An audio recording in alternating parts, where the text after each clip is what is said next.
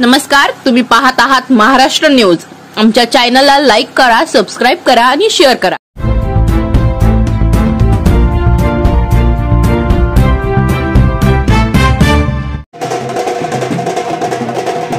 रजनीकांत बोरले यांचा सेफ तुला सोहळा, गावागावातून उत्स्फूर्त प्रतिसाद, जिल्ह्यात चर्चेचा विषय। राजकीय पक्ष व प्रशासनावर तोषरे, क्रिकेट, जुवारी, दारू, तस्कर, तडीपार, स्त्री, लंपट अपराधी हे राजकीय पक्षाकरिता सामाजिक कार्यकर्ते आणि आदर्श असल्याचे बोरले यांची टीका।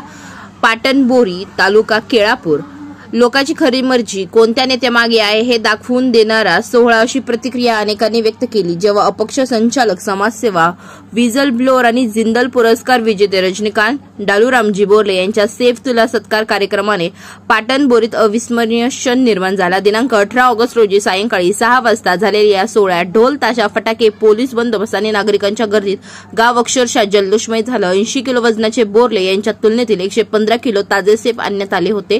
फुलांनी सजवलेल्या काटबोऱ्यावर बोरले यांना बसवून वजन तुला करण्यात आली। पावसाच्या पाऊलखुणामुळे व्यासपीठाचे ठिकाण बदलून जावेद शेख यांच्या व्यापार संकुलासमोर हा सोहळा पार पाडण्यात आला। कार्यक्रमास व्यापारी, पत्रकार, शेतकरी, युवक आणि नागरिक मोठ्या संख्येने उपस्थित होते। अध्यक्षपद गजानन अग्रवाल यांनी भूषवले तर प्रमुख अतिथी म्हणून सचिन गंगशेट्टीवार, राजू काका बोरले हे मान्यवर उपस्थित होते।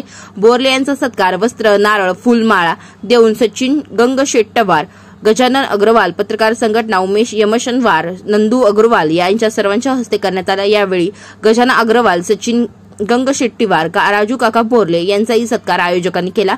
यावेळी सचिन गंगशेट्टीवार आणि उमेश यमशनवार यांनी रजनीकांत बोरले यांनी केलेल्या समाजोपयोगी कार्य व त्यांची निर्धारता आणि त्यांनी केलेल्या संघर्षाबद्दल जिंदल पुरस्कार इत्यादी कार्यप्रणालीवर सविस्तर प्रकाशन टाकून उत्कृष्ट मनोगत व्यक्त करण्यात आले।